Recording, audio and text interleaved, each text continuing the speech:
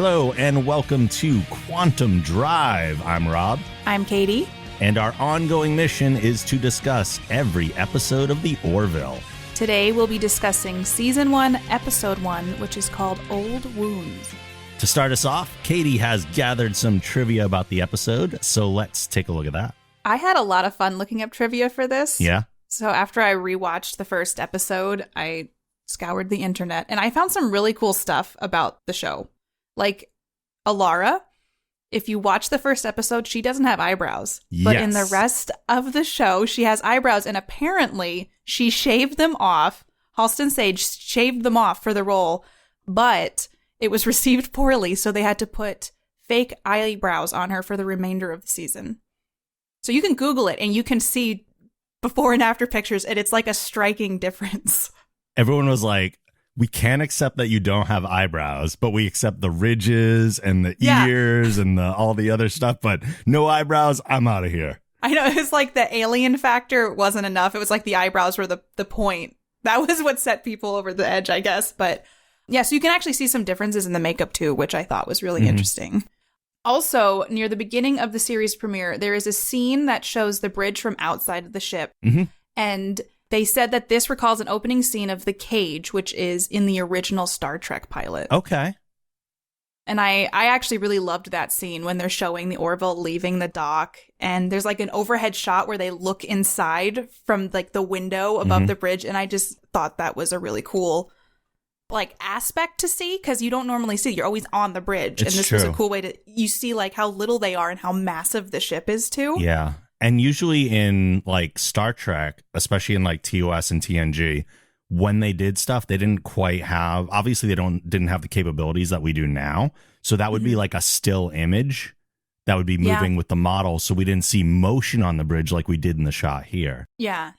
I actually, that shot stood out to me. I even made a note about it because I don't remember that from the first time I watched it. And it was like really a striking thing to see because I always picture things from on the bridge, and I love seeing like it's this little ecosystem. Yeah, I did too. It's really cool.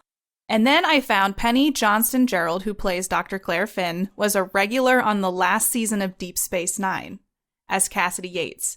And I love Star Trek, but I did not watch Deep Space Nine. It's on my to-do list. Okay, so watching the Orville for the first time, the whole time I was like, how do I know that woman? Because I did watch Deep Space Nine. So I didn't make the connection in my brain until the trivia was presented to me. And now I'm like, what? Yeah, but it totally makes sense. I can totally like picture her from DS9. And the first time I watched it, I was like, where do I know her from? She was on Castle, which is a Nathan Fillion show. I haven't seen that. And she was like the captain, like the cops captain. And I was like, that's her. So I only knew her from that. I didn't actually know she was on a Star Trek series. I know for a fact that there are lots and lots of Star Trek tie-ins between Orville and Star Trek. So I'm excited to explore all of them. I know. And some of my fun facts have a lot of Star Trek tie-ins, like episodes mirror one another, sharing the same plot curve as with Star Trek The Next Generation, Encounter at Farpoint, and that Riker joins later in the episode, and so does Kelly Grayson. Yeah, so I wonder how much that was intentional or if it just better served the plot, because I think it's more coincidence than intentional. Yeah. Because if she had been there from the beginning, you'll lose the whole shock factor of, oh, we found you an XO and here you go. And yeah, here's your ex-wife. She's coming aboard. Yeah, they kind of had to do it that way. It's for the story. Yeah, I just thought that was interesting because it does mirror. Totally. And that probably was a coincidence. And then, well, this is kind of a spoiler. And I mean, obviously, hopefully you've watched the episode. Yes. But Kelly is caught banging a Retepson. And this could be reaching. I just found this and thought it was interesting. But Retep is the name of Peter's evil doppelganger in Family Guy, which is another show by Seth MacFarlane. And people think that this might be a reference and say Retep is Peter spelled backwards. Interesting. And I don't know if that's just like a coincidence, because I mean, in my head, a Retepson like kind of reptile, but also he's an alien. So maybe. I think that's intentional. Yeah. Yeah. Especially to have like someone who would be set up as his nemesis, like the guy he hates so much. That makes total sense. Yeah, I thought that was... I like that. And I love Family Guy, so I was like, oh, that's actually kind of cool if they did I like that. Like, Retepsin is like Peter, so it's Peter's evil doppelganger, and it's Ed Mercer's evil doppelganger. Retepsian, by the way. Retepsian, I'm sorry. It's okay, that's what I'm here for. Yeah. I'm a grammatical sci-fi corrector. No, I need that. Also, for a brief moment, we see Captain Mercer's manifest. Yes. And the names on the manifest have, like, the characters... But then after that, there are a bunch of people who work on the show and the production of the show. Oh, cool. So it's kind of a nod to like the crew, which I thought was really cool. Yeah, I love when they do stuff like that. Yeah. And then my last fun fact is, according to Scott Grimes, who plays Gordon Malloy, the beer Gordon drinks in the shuttle when they're heading to the Orville really was beer. There you go. Setting the tone. Setting the tone. Perfect. That's it. Yep, those are the fun facts I found. Fantastic. Let's talk about the episode itself. So The episode starts off, we get an overview of Earth in the year 2418, more specifically New York, because we see the Statue of Liberty. Mm-hmm. I thought that this was not an overly far-fetched vision of what that year might look like. I thought it was a fairly good kind of... representation of where it could possibly go. Yeah.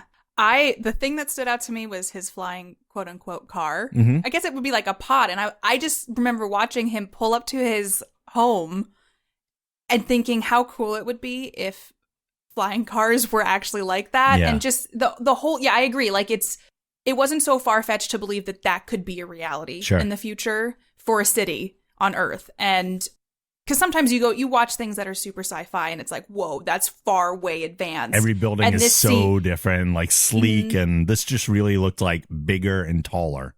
Yeah, and I agree. I think that there were I love the details on this show because there was a point in the pod where they buckled their belt buckles and it turned red to green. Yep. And those are the little things that I love, and I felt like with him going home, he had like a mini garage and he came through it. I just loved those little aspects of things because I love imagining living in a future world. And this seemed plausible to me. I think it's one of the reasons we watch these shows. We just want to exist in these worlds. Ed Mercer arrives at his apartment where he finds his wife Kelly in bed with a Retepsian. She pleads to talk with him, but he leaves. I mean, that was a tough scene. Like, it's funny in the sense that he squirts blue everywhere, but there's obviously a serious aspect to it. But I think it sets a good tone for their dynamic and their relationship, which comes into play obviously much later in the episode. Yeah, and because they have a discussion later in the episode where obviously there's unresolved issues, but it all stems from that moment. Mm-hmm.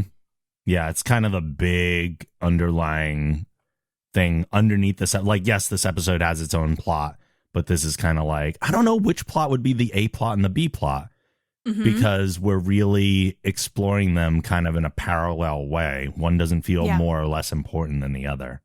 I think the part with the relationship dynamic is kind of what sets the tone for the whole series, because it's, is Kelly going to stay on board, or is Ed just going to get mad and be like, get out of here. Sure. I don't want you a part of this at all. And the way it plays out, I think is really, I loved the way that they intertwined the plots though, because I want to jump around a little bit, but like just the whole marriage thing came up at various points throughout the episode, including with the plot where they went to find the aging ray gun and everything. Totally. We jump to 1 year later after the after the very obvious affair. Ed arrives in Admiral Halsey's office and is notified that a mid-level exploratory vessel named the USS Orville needs a captain, and he's being given one last chance. He still needs a helmsman and a first officer, though. I love Admiral Halsey because he's played by Victor Garber. Yeah. And Victor Garber is wonderful. Yeah. I love the actors the ancillary actors that they have on the show. I think they did a really good job with casting, and in that meeting with Admiral Halsey, it seems like Ed shouldn't be getting the job, like at all. Yeah. Saying like he's shown up for work hungover and he's had so many issues. And so it is interesting that, like, because I remember watching it for the first time being like, why are they giving him a ship then? Right. You're giving all these reasons why he should not be a captain, and yet here's your ship. Yeah. Here's a ship we're entrusting you with. Go explore the universe. Yeah. Like, it's fine. And then, he goes and he recommends a helmsman who has his own issues, it seems like. For sure. Which is the next scene. Mercer locates his friend, Lieutenant Gordon Malloy, in a simulator battling an ogre named Justin and recruits him as his helmsman, who Gordon and Ed have a very close friendship that we learn kind of right away about. Mm-hmm. And I love the dynamic between the two of them when Ed's coming in and he's just like, hey, I got a ship. Gordon's like, that's amazing. He's like, it needs a help. Mm-hmm. He's like, oh my God, I'm ready. It's that best friend kind of relationship that it works really well. Yeah. I will say I love Justin the ogre also. Yes. Just his character made me very happy. It gives you a little insight to Gordon as a person. Mm-hmm. Also, like, he created this environment to fight ogres, but gave him a cool personality. Yeah. And it is neat to see, he's the best helmsman, I guess, in the fleet. And the fact that he's just all on board with Ed, you're finally a captain. Let's do this together. I love the best friend dynamic. Yep. And it's very clear that they have known each other for a long time. And this is the next chapter for both of them. I guess the next chance for both of them, too. Yeah. Yeah.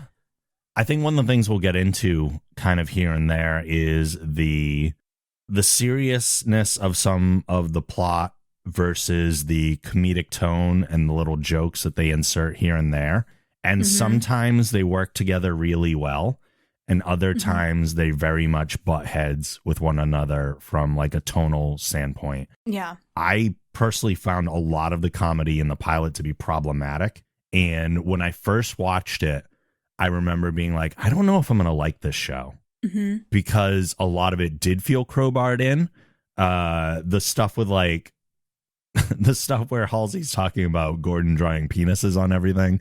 I'm like, This is, what show am I watching? Like, I was just watching this other show and now we're making dick jokes and I don't know what show I'm watching anymore. So it did pull me out of it here and there. And I feel like, this is a pilot and it's still kind of figuring out its tone a little bit.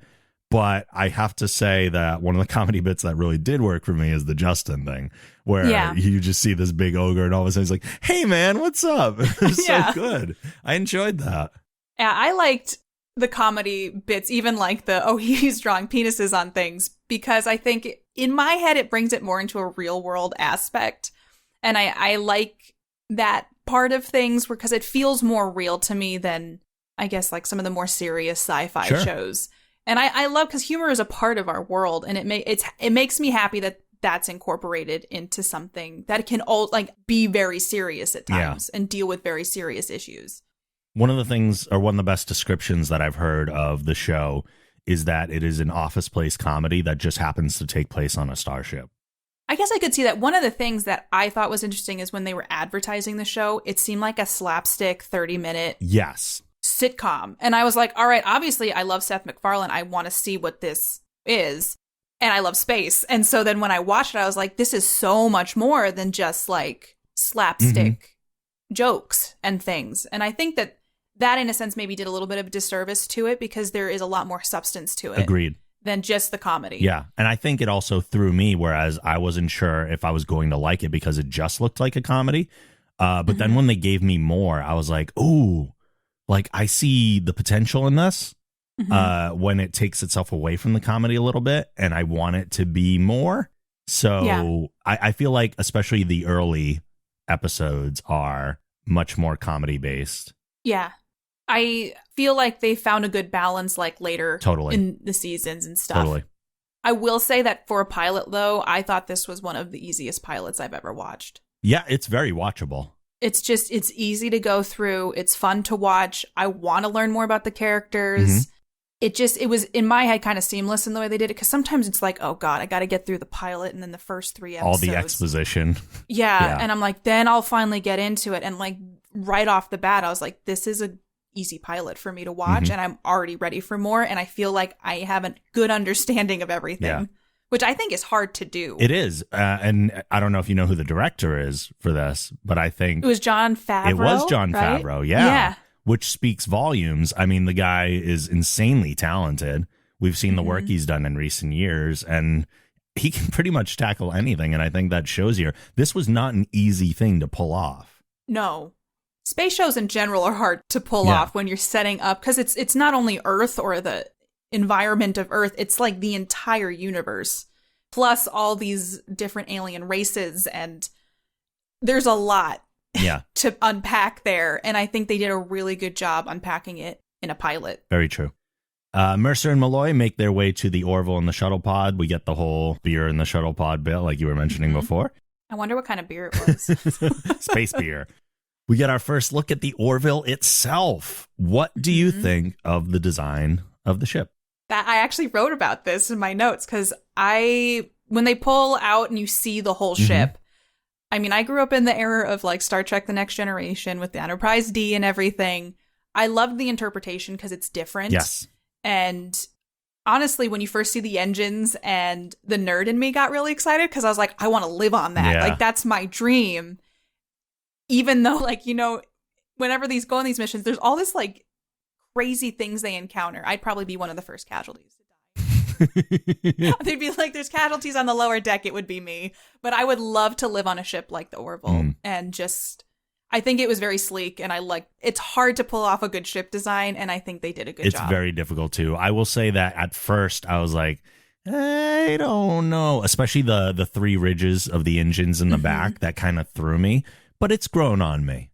I think it's one of those things, at least for me, I just needed to get used to it. And I think that's true of a lot of stuff that I watch, but a good design will grow on you, and it will kind of stand the test of time.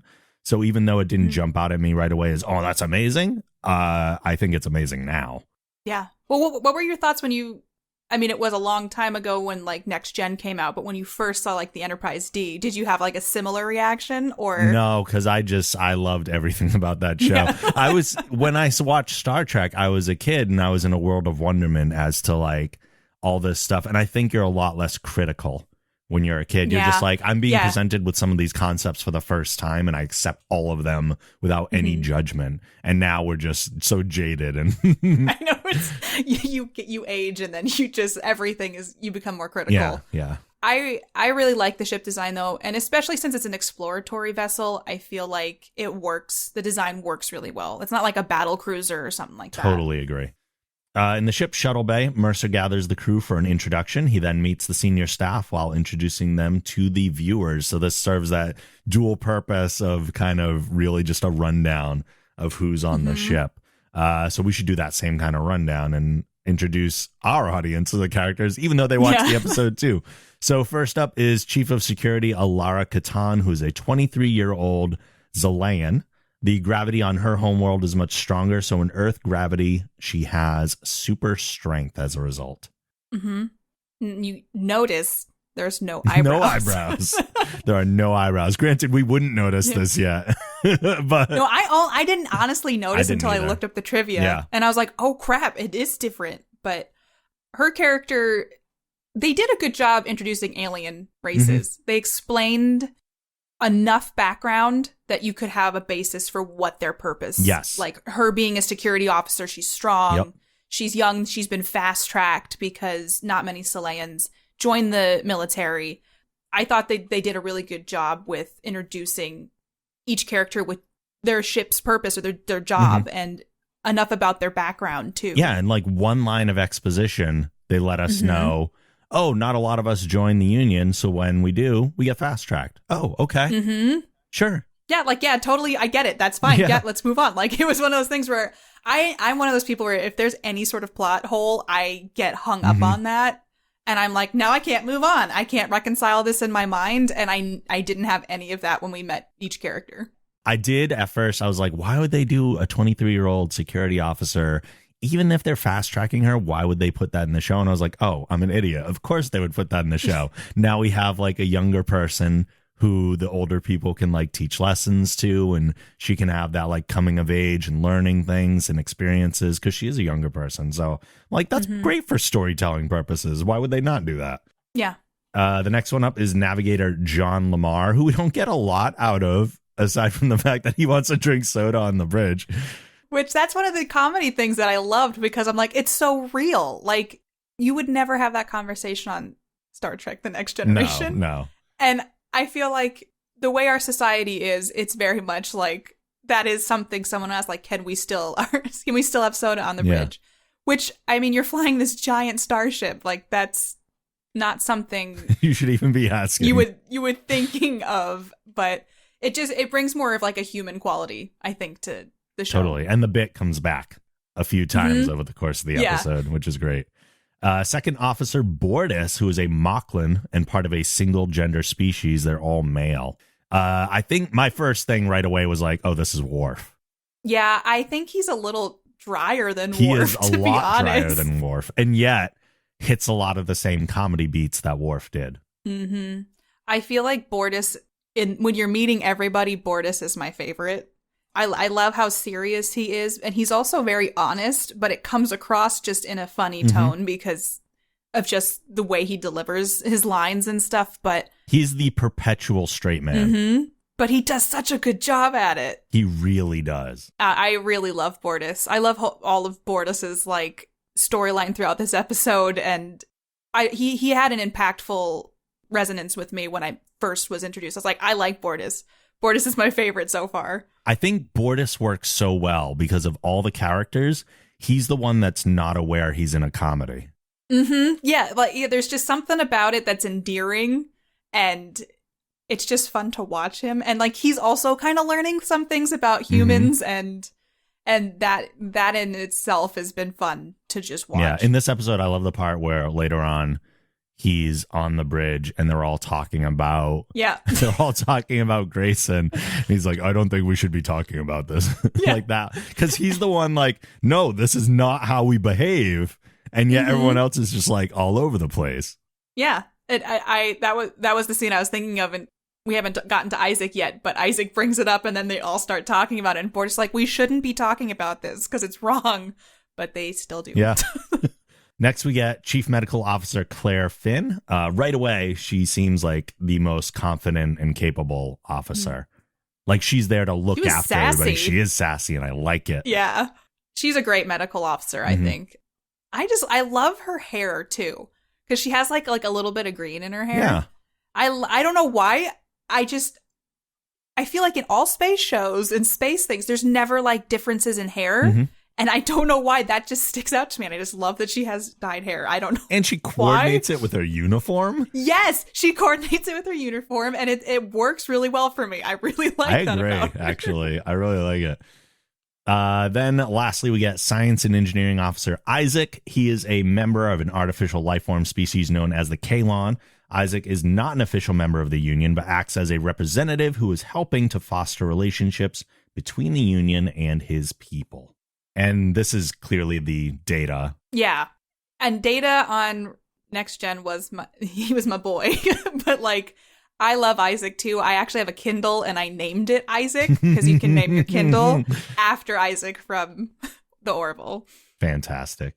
Yeah, Isaac is Data, but more like Data. There's always the question of, does he have emotion or does he not? With Isaac, especially at this point, we're like, no, he doesn't. Like, there's no question. He's just a robot. He's an android. He's just a machine. So that's our senior staff for now until we get the introduction of the remaining member in a little bit. Also, I think this is a good time to kind of touch on the uniforms since we're really being introduced to the variety of them at this point. So the Orville uniforms, we have blue for command, we have orange for engineering, we have green for medical, red for security, and then purple for admirals. That's all we've seen at this point. So clearly kind of going with the same idea that so many space sci-fi shows do, where they have some sort of color designation for different operations, but kind of not using the same traditional ones that we've seen. The same ones like assigned for the same things. They're kind of carving their own path a little bit. And I like the designations as their badge, I guess you would call it. Yeah. Yeah, I think they did a good job with coming up with uniforms, because there's a fine line where it's goofy and it looks really bad, or it like works. And I think that it works for the show, because there's been shows I've watched where I'm like, I can't get, maybe there's something wrong in my brain, but there's certain things I can't get past, and a bad uniform is one of them. And these work really, really well. And I love that there is diversity in it, and the badges themselves have like a designation, like, oh, this is chief medical, or this is captain, or command, that kind of thing. I think they did a really good job with that, because that's also a fine area you can really not do well. And they got the ranks up on the shoulders, which looks pretty nice, gives it that kind of military look. And yet again, it doesn't feel like overly military. It feels like it feels like that soft military that Starfleet feels like a little bit. Yeah. Although I am curious what a like warship in the Union would be like. Yeah, that's true. Well, maybe at some point they'll introduce us to one. But I feel like they look comfortable too, which makes sense if you're going to be doing that kind of work. Like and I don't know. I've always loved that about shows. Like you don't have to think about your outfit. Like I think you just get dressed and you go to work. And I think they did a really nice job with that because it's interesting. Isaac doesn't wear a uniform. No. He doesn't have any sort of. He's not a member of the Union either, so that's probably why. That is true. Granted, he wears no clothes. Yeah, he doesn't wear. He wears whatever it is that he's wearing. But I just realized that like he's a part of the crew and he stands out in that way because like Data always had the uniform on, and Isaac, he's just naked chilling on the bridge. That's it. Gordon and Lamarr meet each other. I love, of all the people on the show, of all the like pairings on the show, Gordon and Lamarr have the best like interaction and chemistry. I love them together. Yeah, I think they did it. They did a really good job with casting, and everybody has like a synergistic. They work together well, and I do think that those two though have a really good comedy pairing. I love seeing them at the helm together. Granted, sometimes they go off the rails, but I do really enjoy their interplay. I'm specifically thinking of the dog licking himself in the background. Yes. It's the first thing I saw. Mercer makes his way to the bridge for departure to the Epsilon Science Station for their first mission. The captain's... so we get the bridge here. So let's talk about the bridge. So obviously, there are heavy, heavy nods to TNG era Trek. For one, we have like that clean, brightly lit bridge, which I really look. And I know I've heard people say that one of the things they don't like about the Next Generation is that it looks like you're in a hotel lobby. Like it's all brightly lit and all that stuff. And the bridge here looks very much the same. But I've also heard Seth MacFarlane say in interviews that he wanted to represent that like optimistic, positive, possible future. Because it gives you a level of hope to shoot for. You want to be a part of that world, a part of that universe. And I think having that kind of an environment where you're in for so much of your time lends itself to that kind of attitude. Yeah.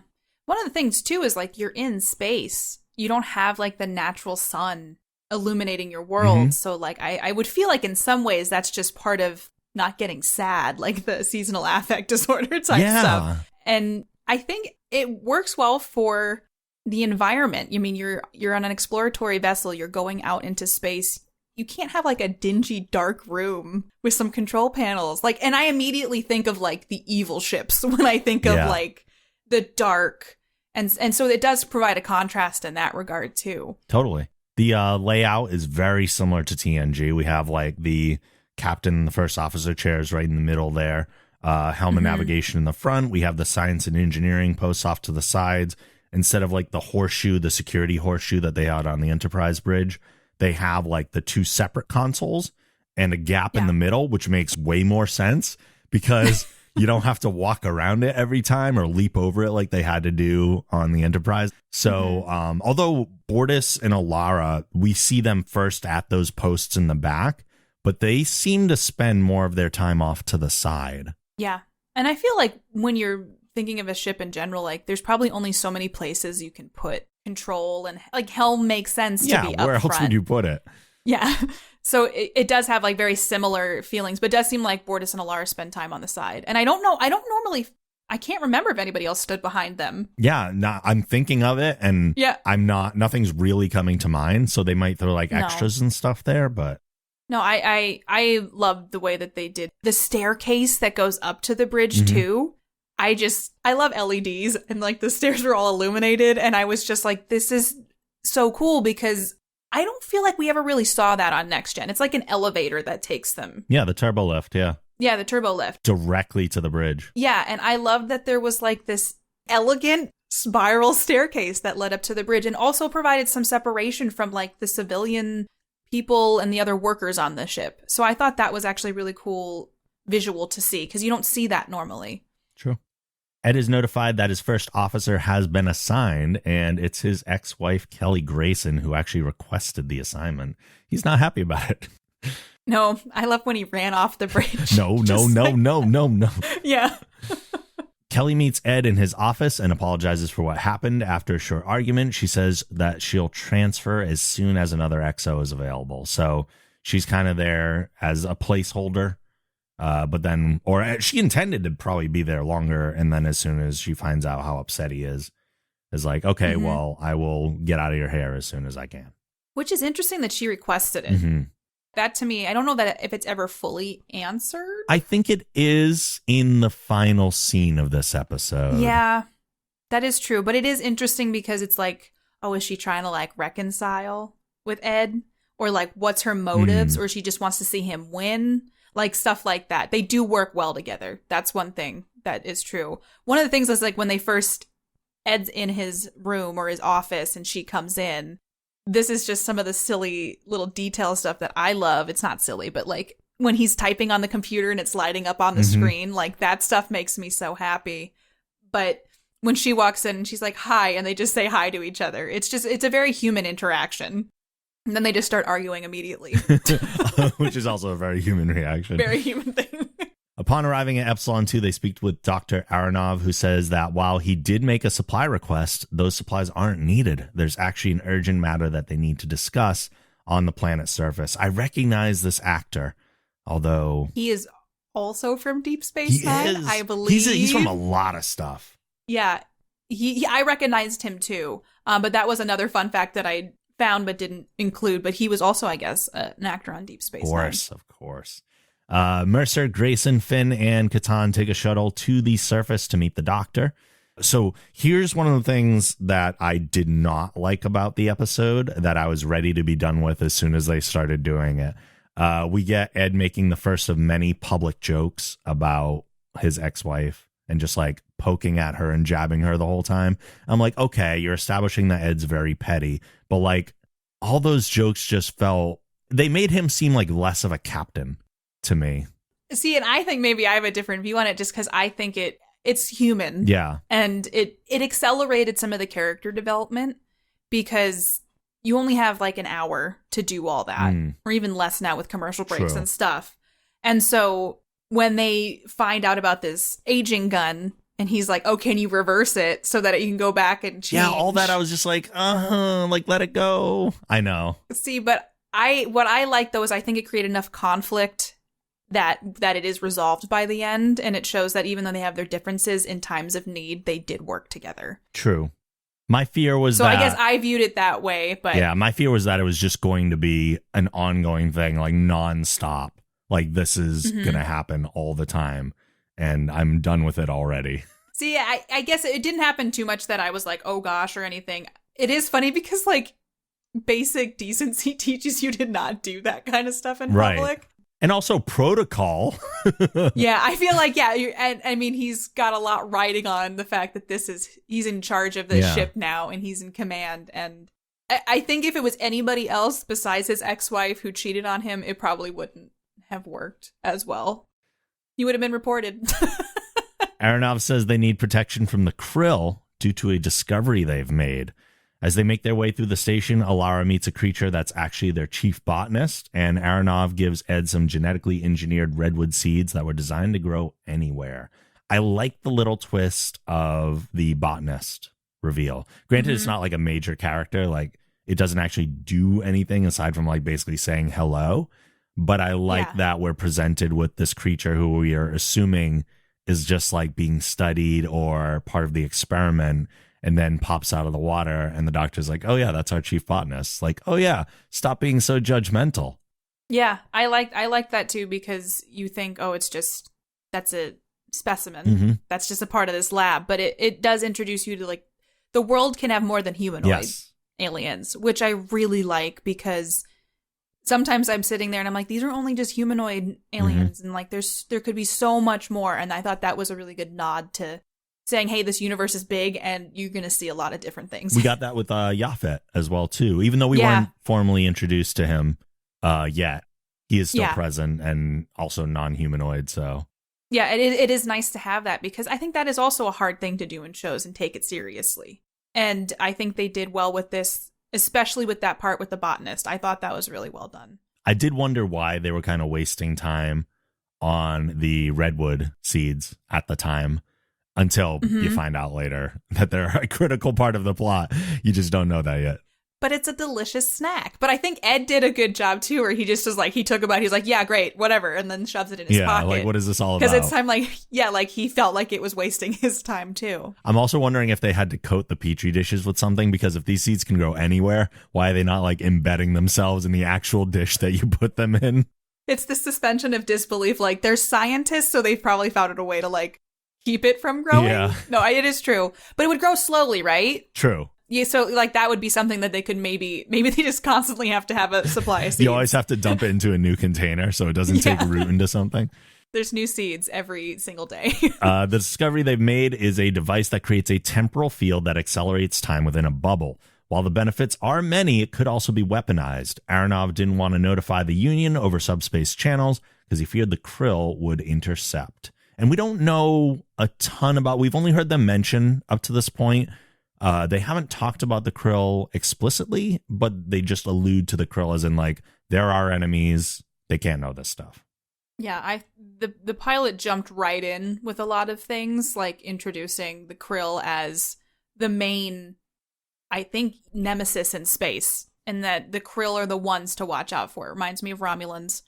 Like, but it is something where they established that very early on, like the Krill are bad. Yeah. And where did Derek fit in? Like, Derek was informing the Krill? So in the next scene, Mercer contacts the Orville, and a lab tech named Derek pulls a plasma weapon and sends a message to the Krill. Derek. It's always a Derek. In the shuffle, Derek pushes a researcher into the temporal bubble, aging her to the point of death. Derek, I can only assume, was a Krill spy. I don't know how they got a human on, like, the Krill paycheck.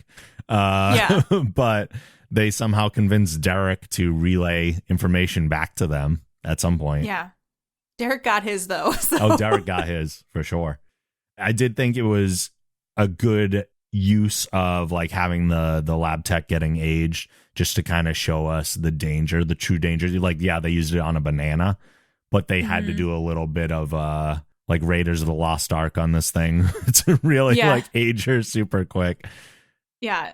Well, there's a lot where even Alara was like, this can be weaponized and turn armies into aged elderly people kind of thing. And my mind doesn't go there. So, like, it's nice to, have the dynamics. And, like, it shows the security officers doing her job. Also true. As a Krill destroyer arrives at the planet, Alara takes down Derek. They grab the device and make a run for it as the Orville and the Krill destroyer fire upon one another. Space battle! Space battle and hugging the donkey. Yes. Which is apparently an actual maneuver. I did see that when I was looking stuff up. It's called something else. Yeah. But the hugging the donkey is actually a technique that is used. Yeah. Let me see if I can find the actual or the other thing. Okay, yeah. Originally, the tactic was called the electron maneuver. Oh, but that was in the original script. Oh, so wait, it's not an actual maneuver. It's just a renamed one. They renamed Never it. mind. I was like, yeah, okay. So apparently that's just something in our fictional world. Yep. That's real. It's a real thing now. It's real in my mind. It's canon now. We can't change it. The Krill arrive on the surface heavily armored. I dig the design of the Krill. Both the species themselves and the armor that they have, their weapons. They do remind me a little bit of the Klingons in the fact that everything is a little more hard-edged than all the stuff that the Union has. So it's kind of like that Federation versus Klingon type of look. I did find it very interesting that their predominant color, though, like you said, Romulan, their predominant color is green. And I don't think that's accidental. I mean, maybe it is green and black do look pretty badass together. They do. I love that they had a language, too. Yeah. Because sometimes it's always like, oh, we're in the universe. Everybody speaks English. Like, it's nice to hear that diversity of, yeah, they all speak English because that's how they have to communicate with each other over comms and stuff, but they have their own language. And I always love seeing that used in shows. True. And it felt real, like they were communicating with each other. And I don't know. I've always wondered what goes into creating an alien language on the back end of things, like how that would even pan out if they were just saying words to each other, or if there was like actually like in the script, like this is what it translates to. Well, I know to again bring up Star Trek, some of the Klingon words had actual meanings at the time, and some were purely gibberish. And then they started to flesh it out more. And then it actually, like, as we know, Klingon is a full-fledged language now. Like, people speak Klingon. So I guess it all depends. Like, a lot of shows and movies will get a linguist in to actually base it on something, because they just have a more solid idea of, like, what goes into language, what kind of consistencies you need between the sounds, then relationships between nouns and verbs. It's crazy how much work goes into that kind of stuff. I don't know what kind of went into this, but I think even just coming up with your own language, there probably was given some guidelines at the very least. Like, you got to sound like this. Yeah. But I mean, I appreciate when that extra step is taken. And it's not just the Krill going, they went this way, but they're actually speaking what sounds like an alien language. Yeah. The away team makes their way onto the shuttle and departs the planet. A Krill that has snuck on board raises his weapon, but Mercer stops the shuttle short, and he's knocked out against the front. Apparently, that is different from the original script as well. Go ahead, tell me more. So, the beer bottle that was set up earlier, which felt like kind of a toss-away scene, even though it was kind of fleshing out Gordon's character a little bit more, and also showing us that he's not totally over just being like a knucklehead. But apparently that beer bottle was still in the same shuttle, and Mercer would have found it and used that to knock out the Krill. Yeah. I like the way they did it, though. I do, too. Because it showed off the seat belts. Yeah. Not only that, but it showed a little more ingenuity than just like, I'm going to pick up this thing and hit you with it. Through a masterful maneuver by Malloy, the shuttle returns to a badly damaged Orville. I was shocked at how much they beat up the ship in this first episode. It was a battle cruiser, wasn't it? Like a Krill battle cruiser, I think. It was a destroyer. And I'm pretty sure the Krill are very strong in the military or weapons department. Yeah. And I think, you saw how small the Orville was in comparison to the Krill ship when they were hugging the donkey. It's completely realistic that it would cause that much damage. I'm just shocked in like episode number 1 where we've introduced this ship. Let's just beat the crap out of it right away. I know, and especially on Ed's first mission, too. It's just like, damn. But it shows that, like, again, nothing can't touch the ship, I guess. I guess what I'm trying to say is, like, there is an aspect of danger that is immediately, like, 2 of the engines got blown out. Like, I'm not sure we're going to see Game of Thrones level deaths here, but... I hope not. Yeah, that would be so depressing. But, like, they're trying to stall for time. And one of my favorite scenes was when they were trying to get Isaac to get all the power to the last engine, and they were talking to the Krill, and he's trying to drag it out, and the Krill was weirdly framed, because as soon as that shot came up where the Krill was off, like, to the side, I was like, why did they frame it like that? And I had forgotten since I first watched it that he was like, can you move over to the middle? You're weirdly framed. And I really appreciated that because it answered something in my mind that I needed to be fixed. And why does that always happen? And then, like, the Krill marriage conversation made me very happy. And then it leads into that Kelly and Ed Kelly comes up with a plan to essentially give them the weapon, but also destroy the ship at the same time. Yeah. The main viewer bit, I didn't love either.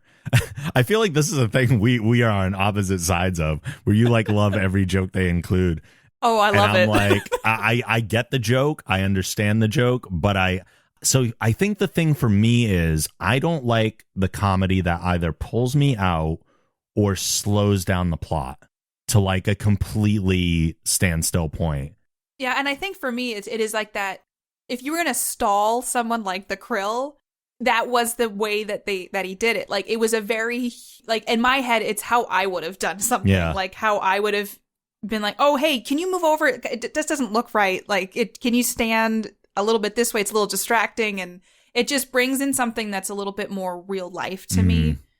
Instead of, like, those intense, like, conversations, like, stop doing what you're doing. Like, while there's a place for those, I think that it shows that even far in the future, we're not perfect and we're still all trying to navigate situations, especially like, I mean, how would you have handled something like that if you needed to distract him? I mean, we have webcams now that auto center based on our face. So why is it totally crazy that any starship wouldn't be able to? Well, because he was trying to find ways to distract the Krill so Isaac could get the ship engine. Yeah, so I guess that makes sense. I didn't, when watching it, perceive that part of the bit as stalling. I thought that was just a meta joke, and then the when he brings up the ex-wife stuff, then I was like, okay, that's the stalling part. But this other part just felt like on there. See, I loved it because I'm the same way where if something's not centered or not in the rule of thirds and stuff, I'm like, oh God, it needs to be fixed. And the fact that he like addressed it and I agree. I just think he should have been in the center right away and just skip that bit. It's like, it's just slowing down the show. I really liked it though. So clearly that was a joke for me. Yeah. So I think, yeah. And again, it's that thing of like, that's the show that I want doesn't have those bits in there.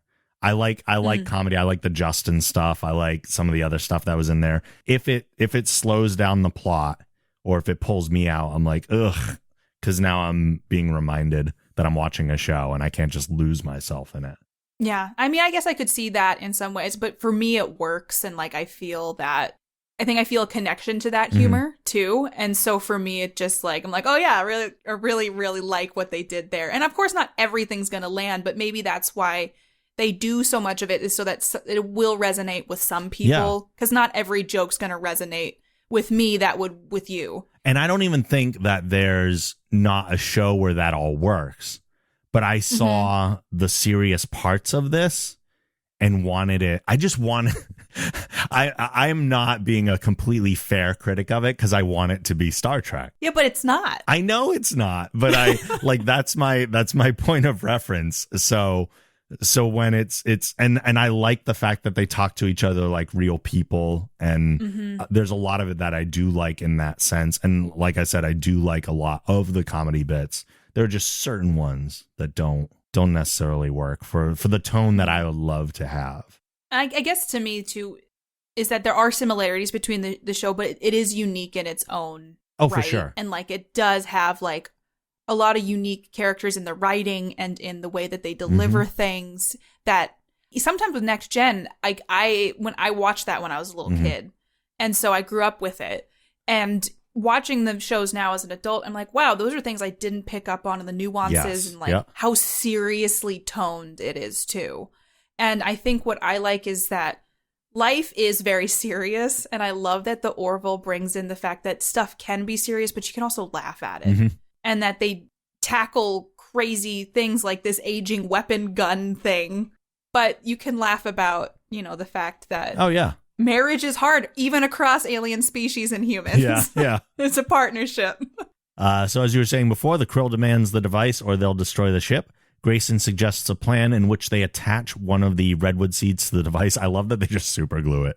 Nothing it was fancy. A super glue gun. And they accelerate its growth once it's inside the Krill ship, which works. And Ed does that line of like Happy Arbor Day. They have the whole thing of you got wood. Now, I honestly think yes, Happy Arbor Day is a better line. Yes, I agree. I was like, I got it immediately. I was like 100%. I'm behind that. Yep. And you got wood. Yeah, it's fine. Yeah. But Happy Arbor Day is like a 10 out of 10 to me. It is. I think, granted, the Krill has no idea what the hell Arbor Day is. Yes. But I think it's still the better line of the two. Yeah, I agree. I'm right there with you with that one. Also, I thought the CGI was really good. Oh, yeah. The effects are great in this show. Yeah. It's really, and like with the redwood just exploding the ship essentially. And it's plausible. I mean, you think about it, a redwood growing at that rate would just annihilate everything. One thing I was wondering though, I'm like, did they go try to find the weapon? Like, was it just floating in space after? Like, I was like, what happened to it? One would think it's still there. Yeah. I mean, they probably have all the plans and the technology on Epsilon. Yeah. But like, although if the Krill ship exploded, I'm sure the tech went boom with it. I like that. I like that explanation. Okay. Instead of it just floating until someone finds it and bad things happen. Exactly. With the Orville undergoing repairs, Kelly enters Ed's office and informs him that there's another XO available and she'll be out of his hair soon. I really enjoyed the line where Ed said, "You were always better at solving my problems than I was," which is a huge admission and very much a softening of where he was at the beginning of the episode. Yeah. I feel like their relationship dynamic, while still rocky, showed that during, like I said earlier, times of trial and difficulties that they can work together really well. And I mean, I believe he said to her, "You like saved the ship." Yeah. And so he eventually agrees to keep her on as the XO. Yeah. And I think even though of all the terrible things of her cheating on him and stuff, that he realizes for the betterment of the ship and the crew, it's better to keep her around.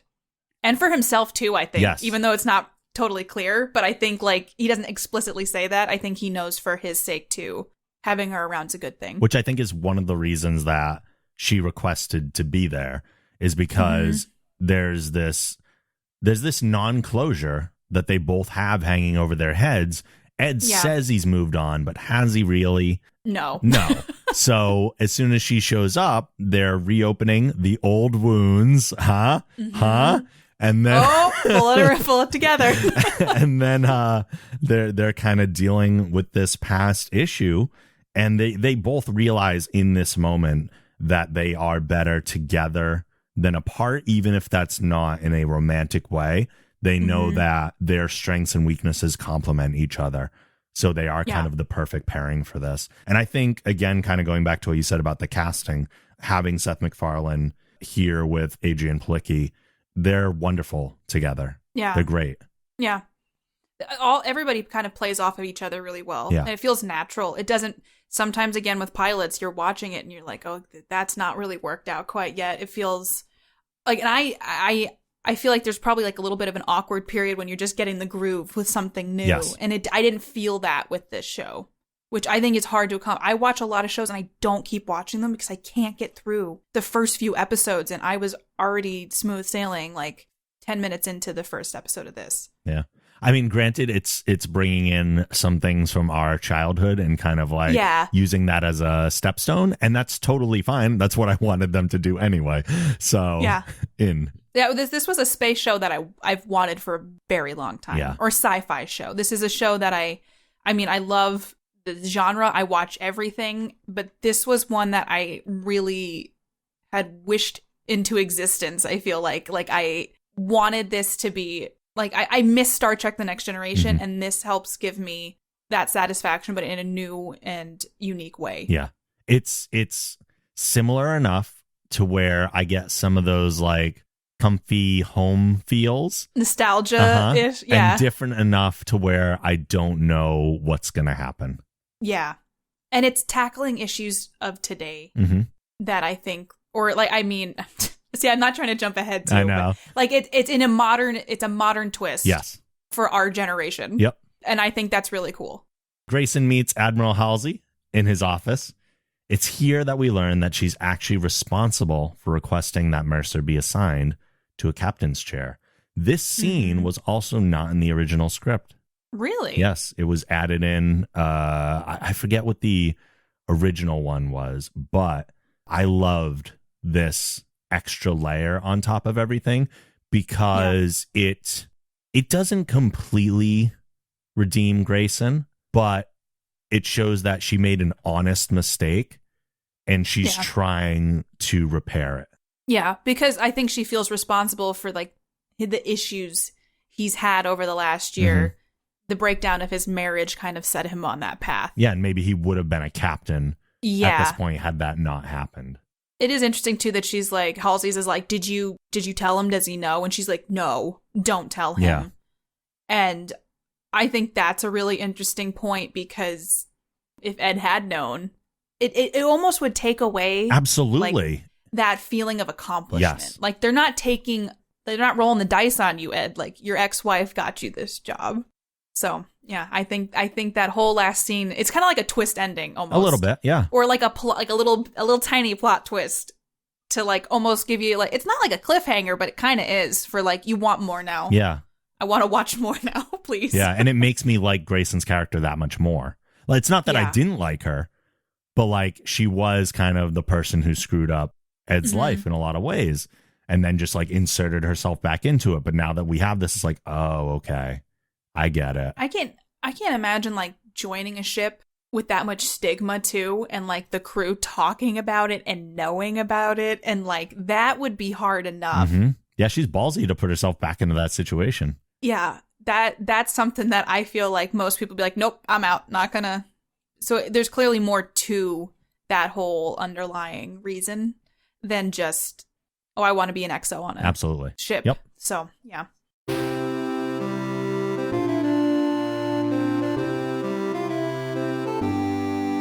So then, what is your big takeaway from this episode? I think overall, I mean, it's the pilot. You're being introduced to this world and the characters. I found that it was done in a really nice way. I mean, I am excited to learn more about this universe and everything in it. And it made me care about the characters.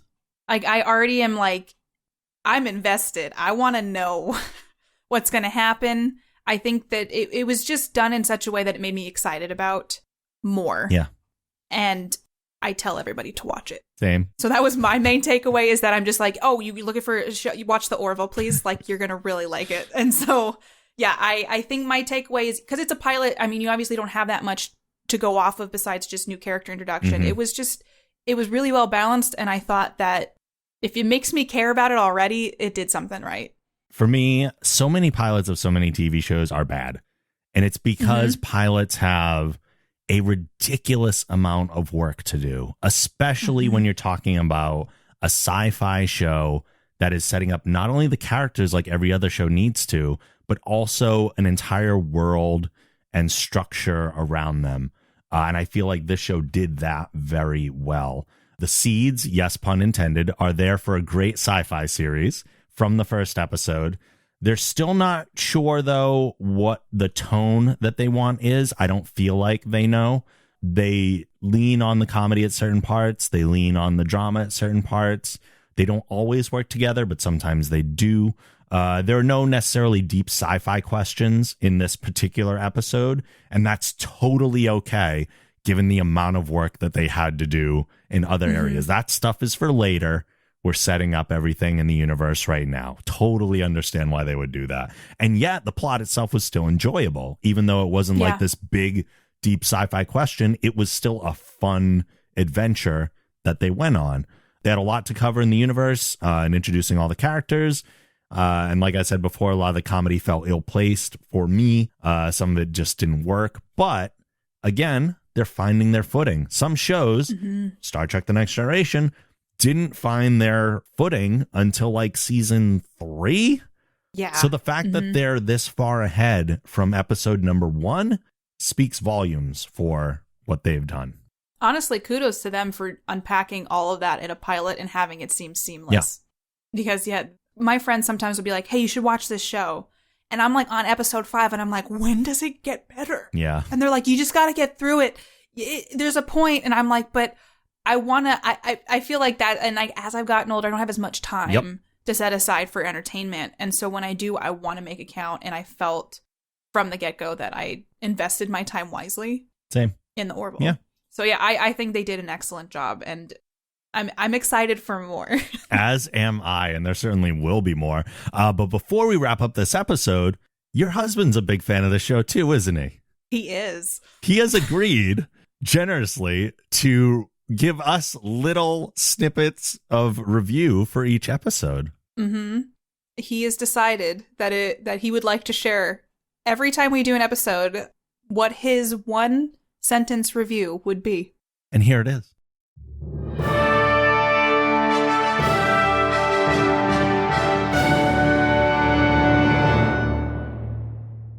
Finally, the Arbor Day celebration we need.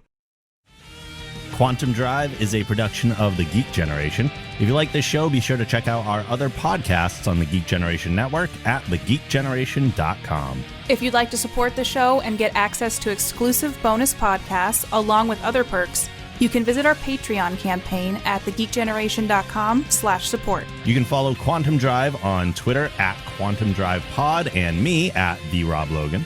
You can follow me on Twitter at PlayKatiePlay and on Twitch at Katie Peters Plays, and Katie is spelled Katie. Please rate the show and write a review on Apple Podcasts. If you do, we may read your review on an upcoming episode. Finally, questions and comments can be sent to quantumdrive@thegeekgeneration.com. We're out of here for now, but we'll see you soon in the future.